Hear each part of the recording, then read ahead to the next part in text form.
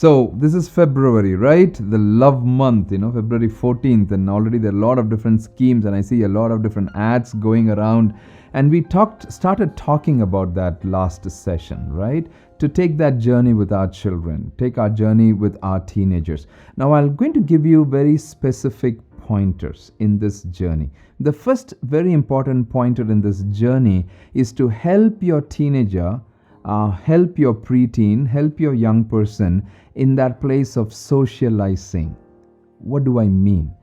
When I say socializing, you have to let go if they can interact with some of their friends and meet with some of their friends, maybe invite them, that they are able to learn to socialize.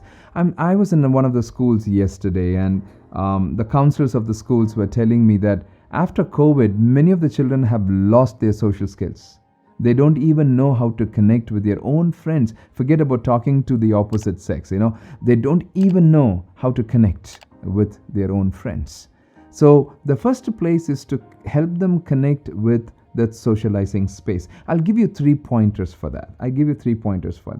In the socializing space, time to time ask questions where you can discover and understand, not to doubt.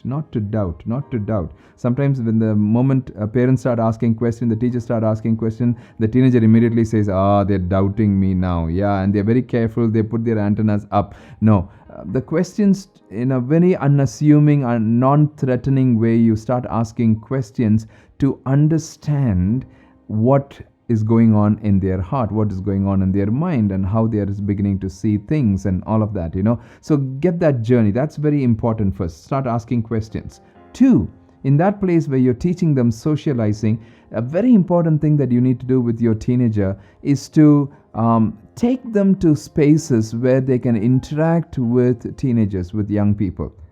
Many a times I've seen some friends tell me saying, you have a big family, George, and you have a lot of people inside the house, so it's very easy for socializing. Yeah, I know that's not the true with everyone's house, right?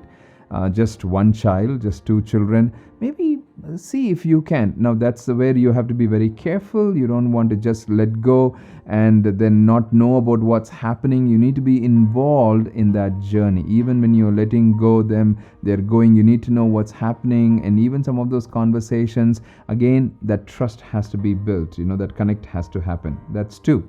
The third very important thing, first I said ask questions, second I said let go.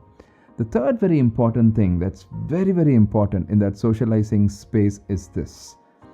Learn to discern some of the challenges they're already facing by knowing their context or knowing their friendship circles or knowing their class scenarios, and begin to empower them with some of the paradigms, which means you have to spend time teaching them.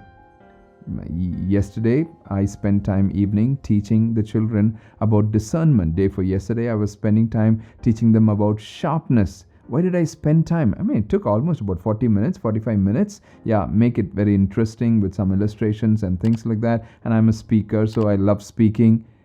I know you might be saying, I'm not a speaker and things like that, but learn to empower them. You may have to discern. There are some things that one child might need, another child may not need. I'm sorry this session is going a little longer, but it's very important that you have to see things in a very important way, that you need to learn to empower them. First, start asking questions. 2, slowly let go. Accountability, yes, we'll talk about that a little later. 3, empower them by you foreseeing some things that can happen. Now, unless you are connected with your teenager, with your young person, you may not be able to discern where that person needs empowerment, where the teenager needs empowerment. Take that journey. It's a very important journey, and it's a beautiful journey, and there'll be a lot of learnings for you and for your children. And please understand, we may not do it right the first time, but let's persevere. Let's not give up. Thank you so much for coming back again and again. May these sessions be a blessing in your journey of discipleship mentoring.